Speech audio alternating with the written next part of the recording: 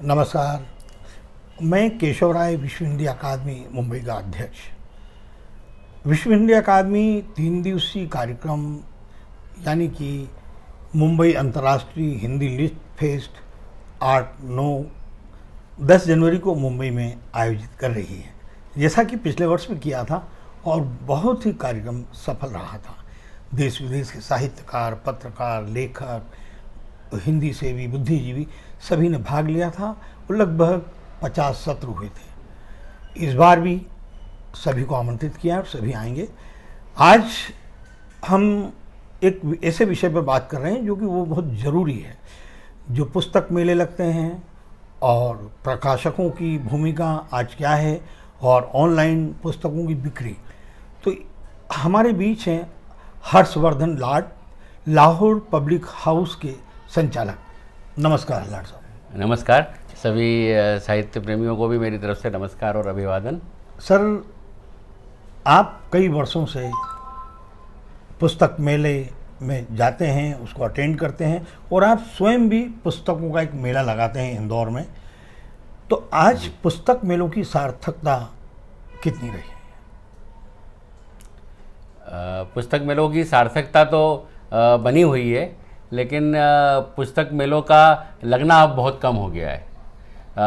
पुस्तक मेलों की सार्थकता इसलिए कम नहीं हो सकती क्योंकि पुस्तकों की सार्थकता भी कम नहीं हो पाएगी कभी, और होना भी नहीं चाहिए। लेकिन पुस्तक मेलों का, चूँकि पुस्तकों की बिक्री बहुत कम हो गई है और इतना मेले में जो भी खर्चा होता है उसको चलाने में, संचालन करने में जो भी व्यवस्थाएं करनी पड़ती है, उसके अनुपात में अब पुस्तकों की विक्रय बहुत कम हो गया है। इसलिए अब आप पुस्तक मेले का आयोजन उस तरह नहीं देखते हैं जिसे पिछले दशक में हुआ करता था। अब आप कुछ प्रकाशकों के नाम बताइए जो वर्षों से प्रकाशन के धंधे में हैं और एक नहीं हजारों पुस्तकें, चाहे वो धार्मिक हो, पौराणिक हो, इतिहास हो, ज्ञान हो, बाल साहित्य हो, कई पुस्तकें निकाल चुके हैं। तो वो प्रकाशकों की क्या स्थिति है आज? प्रकाशकों की आर्थिक स्थिति, और चूँकि उनका विक्रय पहले से घट गया है या उसमें ग्रोथ नहीं है, वृद्धि नहीं है, इसलिए उनकी आर्थिक स्थिति वैसी सुदृढ़ नहीं है जैसी अतीत में हुआ करती थी। और जैसा कि आपने पूछा कि कौन कौन से प्रकाशक इसमें से जुड़े रहे हैं, तो हिंदी प्रकाशकों की जहाँ तक बात है, वाणी प्रकाशन, राजकमल प्रकाशन, राधा कृष्ण प्रकाशन, प्रभात प्रकाशन, ज्ञानपीठ है, चिल्ड्रन बुक्स में चिल्ड्रन बुक ट्रस्ट है, बाल संस्थान है, और धार्मिक पुस्तकों में और ज्ञान की पुस्तकों में गीता प्रेस गोरखपुर एक बहुत ही बड़ा नाम है। एक उसका वितरण और उसकी पुस्तकों की जो मूल्य होता है वो भी बहुत सबके अप्रोच में होता है, सबकी पहुंच में होता है। इसलिए इस तरह के काफ़ी प्रकाशक, विविध विषयों के अलग अलग भिन्न भिन्न प्रकाशक हैं। अगर हम कुछ वर्षों पीछे जाते हैं तो हम देखते हैं कि हर प्रकाशक की पुस्तकें देश की हर बुक स्टॉल, मतलब दुकानों पर, किताबों की दुकान पर रहती थी। आज ये स्थिति है कि दुकान वाले प्रकाशकों की पुस्तकें बहुत कम रखते हैं। इसलिए कम रखते हैं कि वो कहते हैं जब ऑनलाइन लोग खरीद लेते हैं तो हम आपकी पुस्तक क्यों रखें। इस बारे में आपको बताएं। जी, ये उनका कहना बिल्कुल दुरुस्त है, सही है। जो पुस्तक विक्रेता है उसको अगर लाभ होगा, वही चीज़ें, वो वही पुस्तकें अपने व्यवसाय से जोड़ेगा, वो दुकान पे रखेगा।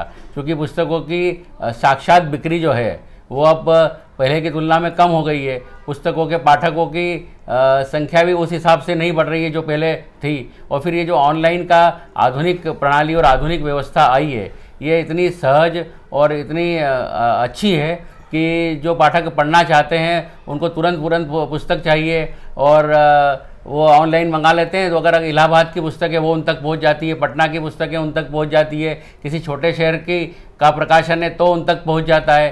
तो ये सब बातों को अगर अपन जोड़ कर देखें, इसलिए पुस्तकों से जो प्रत्यक्ष बिक्री हुआ करती थी उसमें कमी आई है। सर, हमारे इतिहास में 2 विश्वविद्यालय जो ज्ञान का खजाना और पुस्तकों का भंडार, नालंदा विश्वविद्यालय, तक्षशिला, जिस तरह से वो खत्म हो गए, ऐसे ही आने वाले कल में क्या पुस्तक मेला या पुस्तकों की दुकान पर आँच आ सकती है? देखिए समय तो बदलता रहता है, लेकिन जहाँ तक नालंदा और तक्षशिला की बात है, वो आक्रांताओं द्वारा नष्ट किए गए थे। वो व्यवसाय के कारण तो ये व्यवसाय हम लोग नष्ट कर रहे हैं, हम खरीद रहे हैं किताब पुस्तकें नहीं खरीदते हम लोग। पुस्तकें अन्य वो जो कंटेंट हैं या जो पाठ्य सामग्री है या जो साहित्य है वो अन्य जगह सुलभ हो गया है, इसलिए भी पुस्तकों की प्रत्यक्ष बिक्री कम हो गई है। जैसे अब आप इंटरनेट है या किसी भी तरह का आप सॉफ्टवेयर है, इस पे आपको अपने कंटेंट, अपना साहित्य उपलब्ध हो जाता है, तो आप वहाँ से पढ़ लेते हैं। उसमें सुविधाएं इतनी हैं कि एक आप पुस्तक खरीद के पढ़ें, उसमें इतनी सहजता नहीं है जितनी आजकल के नई पीढ़ी को कंप्यूटर में या उसके माध्यम टेबल या टेबलेट या जो भी आते हैं आधुनिक सामग्री, उसके माध्यम से पढ़ने में उनको सहजता होती है। अच्छा, पुस्तक मेले में सभी प्रकाशकों की दुकान लगती है, तो जैसा कि आज पुस्तकें नहीं बिक रही हैं, लोग नहीं खरीदते हैं, तो ये पुस्तक मेले में जो प्रकाशकों को नुकसान होता है तो दोबारा लगाने की सोचता है, टूट जाता होगा तो एक बार में? नुकसान का तो अब हम लोग एकदम सही नहीं कह सकते कि सभी को नुकसान होता है, लेकिन जो लाभ उनको पहले हुआ करता था उतना लाभ नहीं होता है। तो कोई जैसे पुस्तक विक्रेता हैं या जो प्रकाशक हैं, वो मेला लगाते हैं, पुस्तक बेचते हैं, तो उनका प्रधान उद्देश्य है व्यवसाय। अगर उनको व्यवसाय में 20%, 30%, 40% प्रतिशत का अगर लाभ नहीं होगा तो वो इतनी सब झमेला करना, इतना सब मेहनत करना वो क्यों करेंगे। अगर उनको कट टू कट हो रहा है या 10% ही लाभ हो रहा है तो उसके प्रति आकर्षक उनका कम हो जाएगा, आकर्षण कम हो जाएगा। अच्छा, प्रकाशक तो हर लेखक की पुस्तक निकालता है, एक तरफ वरिष्ठ और प्रख्यात लेखकों की, साहित्यकारों की, दूसरी तरफ कुछ नए भी होते हैं जी। तो जो वरिष्ठ और लोकप्रिय साहित्यकारों की पुस्तकें निकलती हैं, निश्चित रूप से वो उनसे पैसा नहीं लेता, लेकिन जो नए लेखक हैं वो पैसा भी देते हैं उनको। इसके बारे में थोड़ा बताएं। जी, इसमें ये द्विपक्षीय बात है।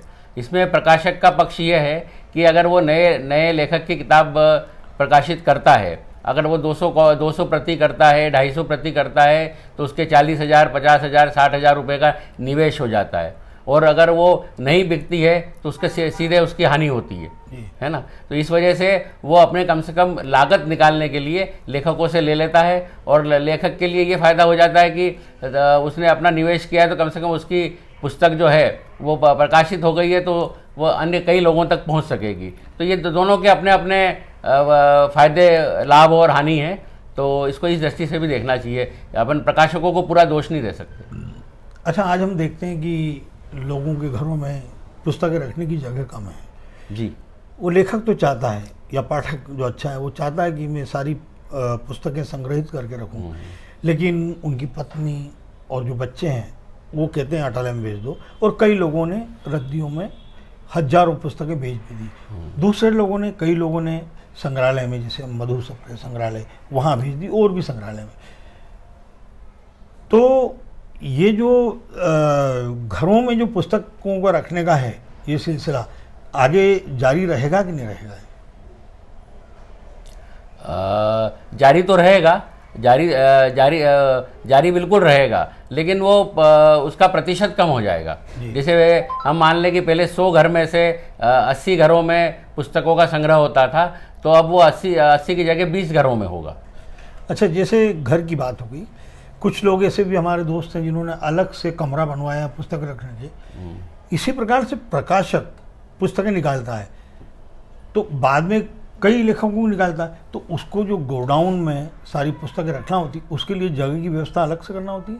जी बिल्कुल, खर्चा अलग है, बिल्कुल करना होती है। प्रकाशक जो अपना लाभ हानि जोड़ता है उसमें ये सब सम्मिलित होता है कि अगर उसको उसकी इन्वेंट्री बढ़ जाती है या उसको पुस्तकों का बिना बिकी पुस्तकों का संग्रह बहुत ज़्यादा बढ़ जाता है तो उसका पूंजी निवेश एक तरह से फंस जाता है। तो ये सब भी उसके अन्य जो पुस्तकें हैं जिनकी कीमत, उसके कीमत पे फिर फर्क पड़ता है। वो अन्य पुस्तकों पे अपनी कीमत ज़्यादा वसूल करेगा वो।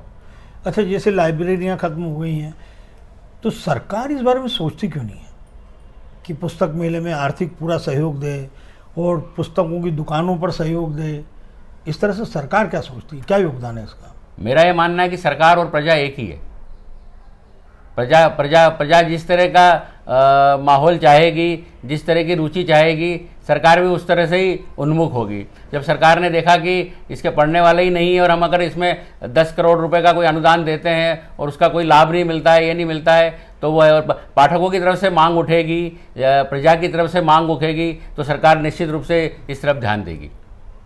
अच्छा, तो ये विदेशों में अगर अपन ये तो भारत पश्चिम में जाएं तो वहाँ क्या स्थिति है पुस्तकालयों को लेकर और सरकार को लेकर या पुस्तक मेलों को लेकर? देखिए, पश्चिम में भारत की तुलना में वहाँ क्रय शक्ति, आर्थिक स्थिति और उनकी सारे संस्कार वगैरह सब वो भारत से भिन्न हैं। तो वहाँ पर पुस्तक और आधुनिकरण मतलब दूसरी तरफ जो ध्यान जा रहा है आजकल वो भी है बना हुआ है, लेकिन पुस्तकों की तरफ से मोह शून्य नहीं हुआ है। विज्ञान साहित्य ज़्यादा पढ़ते हैं वहाँ पर? हाँ, विज्ञान साहित्य ज़्यादा पढ़ते हैं और रोमांच ज़्यादा पढ़ते हैं, एडवेंचर्स ज़्यादा पढ़ते हैं, फैंटेसी वगैरह। जी जी। अच्छा, आप भी वर्षों से पुस्तक वो लगाते हैं, मेला लगाते हैं, आपको किस तरह से रहा ये? आर्थिक रूप से फायदे वाला रहा सौदा या नुकसान रहा? देखिए, नुकसान तो नहीं रहा बिल्कुल, क्योंकि मुझे भी मैं भी ज्ञान का जिज्ञासा हूँ, तो पुस्तकों के सागर में, समुद्र में रहा, तो उस दृष्टि से देखे तो मुझे बहुत लाभ हुआ। और जहाँ तक आर्थिक स्थिति का बात है, तो अगर अपना घर चला तो पुस्तकों से ही चला, तो ये भी अपन कह सकते हैं कि वो भी अपनी एक कमाई ही रही। हाँ, लेकिन अगर आप सोचें कि इससे कोई बहुत अच्छा खासा लाभ हुआ हो और अपन ने अतिरिक्त तो कुछ बहुत कमा लिया हो, वैसी बात पुस्तकों के छोटे व्यवसायों के लिए संभव नहीं है। ये लाहौर हाउस क्यों रखा सर आपने अपना पुस्तक? जी, ये आपने बहुत अच्छा प्रश्न किया। द लाहौर बुक हाउस नाम रखने के पीछे जो मर्म है, जो छुपी हुई बात यह है कि विभाजन से पूर्व अविभाजित भारत में लाहौर भारत का सबसे महत्वपूर्ण सांस्कृतिक केंद्र था। क्या बात है। और उत्तर भारत का सबसे प्रमुख शहर था। और फिर पुस्तकों से इसका जो नाता है वो बहुत गहरा और बहुत गंभीर है। तक्षशिला लाहौर में हाँ, वो भी पंजाब में था, उधर में, लेकिन लाहौर में विद्या अध्ययन की सुविधाएं, मतलब ज्ञान की सुविधाएं बहुत अच्छी थी। ब्रिटिश इस्टेब्लिशमेंट भी अच्छा था और पुराने जमानों से चला हुआ आ रहा था, वो भी बहुत अच्छा था, तो महाराजा रणजीत सिंह जी के ज़माने से। वो वहाँ चल रहा है कि वो खत्म हो गया या कम हो गया? नहीं, अब वो भाषा बदल गई। पहले वहाँ पे हिंदी और अंग्रेजी के प्रकाशक ज़्यादा थे, अब उर्दू के प्रकाशक हैं और कुछ उसमें पंजाबी के प्रकाशक हैं। ये फारसी और अरबी नहीं है? फारसी अरबी कम है, बहुत वो धार्मिक तक सीमित है, वहाँ की जो मजहबी है वहाँ तक सीमित है। और भारत में दिल्ली जो आज प्रकाशन का सबसे बड़ा केंद्र है, आज़ादी के पहले ये लाहौर हुआ करता था। जब लाहौर भारत का विभाजन हुआ तो वहाँ के जो हिंदू प्रकाशक थे वो उन्होंने अपना मुख्य डेरा दिल्ली में डाला, इसलिए दिल्ली भारत का आज़ादी के बाद का सबसे बड़ा प्रकाशन का केंद्र बना। और आज़ादी के पहले भारत का सबसे बड़ा हिंदी, उर्दू और अंग्रेजी प्रकाशकों का केंद्र लाहौर था। अंतिम प्रश्न है कि ये जो आजकल लिटरेचर फेस्टिवल होते हैं जी, इससे हमारे साहित्य को, संस्कृति को, भाषा को कितना फायदा होता है? बेहिसाब फायदा होता है। ये जन जन तक ये बात पहुंचती है, इसमें हर तरह के वर्ग तक ये बात पहुंचती है और सहजता से पहुंचती है, तो इसका लाभ तो बहुत होता है।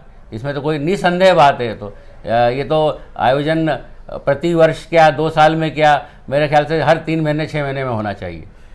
मैंने देखा है आपके गोडाउन में कम से कम 25-50 हज़ार पुस्तकें तो हैं। अब कम बची है, जो मेरे पास जब मेरा ये व्यवसाय थोड़ा कम हो गया है तो अभी भी 10-1 हज़ार पुस्तकें तो होंगी। लाट साहब की माताजी भी हमसे कहती थी ले जाओ ये सब पुस्तकें बांट दो सब जगह। जी जी, धन्यवाद सर। आपको भी बहुत बहुत धन्यवाद। नमस्कार।